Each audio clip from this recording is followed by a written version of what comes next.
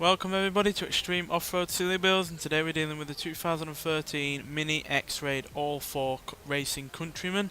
Now it has 1,250 horsepower, 942 pounds-feet of torque from a 7.5 litre twin turbocharged V8 engine, and the vehicle itself weighs 4,395 pounds. Came with off-road suspension and all-wheel drive standard, but now has off-road tyres, and it can do 0 to 60 in 3.114 seconds. 0 to 105.567 seconds, and going to a top speed of 167 miles an hour. So yeah, unfortunately we couldn't actually reduce the weight in this car, and actually due to having a much bigger engine, it now actually weighs slightly more than it did originally, so that is a little bit of a concern, especially since, you know, usually cars that are a little bit more in between in terms of weight, not too light but not so heavy that they're not able to use the power you do best, but does obviously have plenty of off-road capability, as it did in the way it was standard, and it has plenty of power to at least shift that weight. But then again, this car wasn't generally designed for speed. It couldn't even do 100 mile an hour in its original form due to its gearing, so and the fact that it was a diesel engine. So yeah, we're going to be putting this out of its comfort zone in terms of power and acceleration and speed. Pretty much already got past its original top speed just then, so yeah, going to be challenging this vehicle a fair bit, and yeah, there already are massive hints of understeer due to the additional weight up front. But I could not stick with the original engine because it just was not producing a lot of power.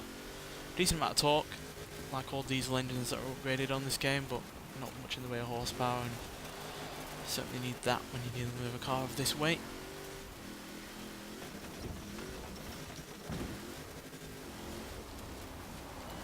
At least weighing as much as it is, any road furniture is not going to slow it down, and it's not going to get trucked about as easily.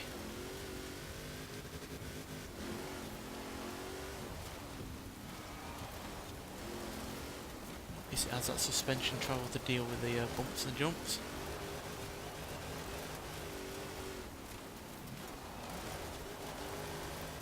Which not all cars have on this series, despite having a rally suspension.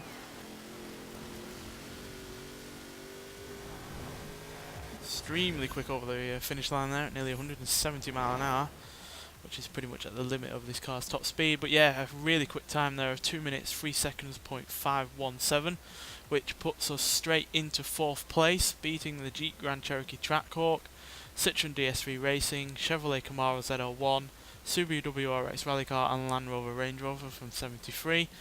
But it is slightly behind the likes of the Maserati Levante S and the Chevrolet Corvette ZR1, and nearly a second behind the Lamborghini Urus, which still sits at the top of the table. But that was really impressive.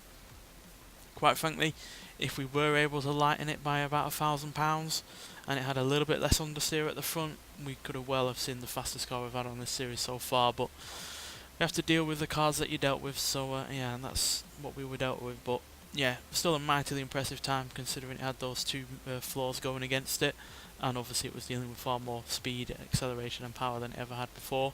So yeah, mightily impressed by that, and I know it's a car that was built for going off-road, but like I said, it didn't do 100 mile an hour originally, didn't have all that much power originally, and yeah, as a result, wasn't made for going the kind of speeds that we expect on this series. So yeah, even though suspension-wise, tyre-wise, ability-wise with the all-wheel drive as well, capable of going off-road, but everything else was working against it, especially the weight and the understeer. So yeah, still fair to have it on this series, and yeah, put in a cracking time really, and yeah, really impressed by that. That's the closest we've come to the top for a while now on this series, but hopefully we'll have more cars that either come close to the top or capable of beating that Lamborghini Urus, which has sat at the top for a while now.